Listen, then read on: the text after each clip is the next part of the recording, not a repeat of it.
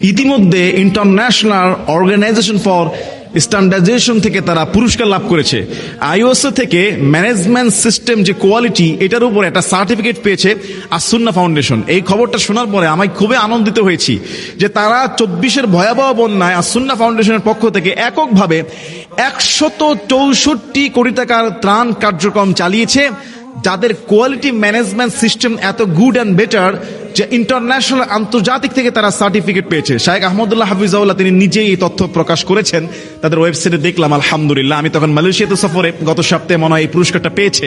তা আসলে আসুন্না ফাউন্ডেশন মানবতার সেবায় শুধু তারা যে ভয়াবহ বন্যায় যে ত্রাণ কার্য চালিয়েছে বিষয়টা এমন না, সারা বাংলাদেশে প্রায় 3 লক্ষ প্লাস গাছ বিতরণ করা, রিক্সা বিতরণ করা এবং যুব সমাজের কর্মসংস্থানের ব্যবস্থার জন্য বিভিন্ন ফ্রি প্রশিক্ষণ ট্রেনিং, যেমন মোবাইল মেকানিজম, তারপর ওয়েটার, এরপরে আপনার যে বাবুর্চি, এরপরে সেলাই মেশিন, তারপর ব্যবসা বিজনেস, বিভিন্ন স্টাডি ট্রেনিং করে ড্রাইভিং থেকে শুরু করে যুবক বেকার যারা, তাদেরকে একটা সঠিক গাইডলাইন এনে তাদেরকে স্বাবলম্বী করার চেষ্টা করছে। সত্যি বাংলাদেশের মানুষ আলেমদেরকে কত ভালোবাসে এবং আলেমরা যে বিশ্বাসের জায়গা, সেটা আসুন্না ফাউন্ডেশন তা প্রমাণ করে দেখিয়েছে যে মানুষের খেদমতে কিভাবে এই ফাউন্ডেশনটা কাজ করছে।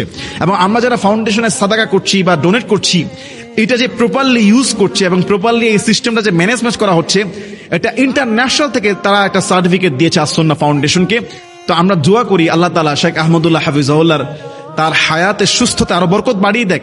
এবং পাশাপাশি আরো যে সংস্থাগুলো কাজ করছে, যেমন আমরা দেখি যে মিজানুর রহমান আজহারী হাফিজুল্লাহ ভাইয়ের হাসানা ফাউন্ডেশন, সেটাও বাংলাদেশে আলহামদুলিল্লাহ কার্যক্রম শুরু করে দিয়েছে। ইতিমধ্যে সিরাত কম্পিটিশনের প্রতিযোগীদেরকে ওমরায় নিয়ে চলে গিয়েছেন, আলহামদুলিল্লাহ মাত্রই শুরু করলো।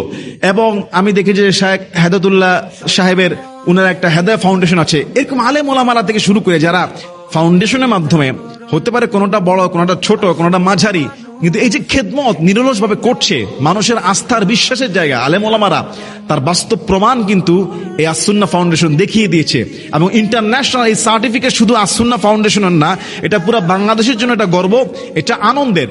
আমি হয়তো বললে বেশি হয়ে যাবে, অনেক সরকারি প্রজেক্টের কাজ মানবতার কল্যাণে, সমাজ কল্যাণের আন্ডারে, এগুলিও ঠিক মতো চোখে পড়ে না।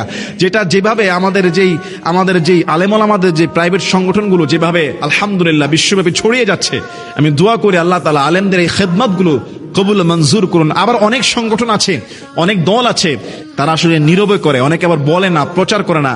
আবার প্রচার করাটা কিন্তু দোষণীয় না, কারণ মানুষ যেখানে অর্থ দিচ্ছে, তাদের অর্থটা যে প্রপারলি ইউজ করা হচ্ছে, এটা বলাটা উচিত, ভালো।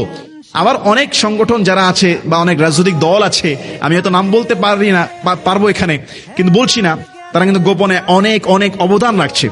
আসলে উভয় দানই আল্লাহর কাছে, উভয় খেদমতে কবুল, প্রকাশ্য গোপন পুরাটাই কবুল হয়।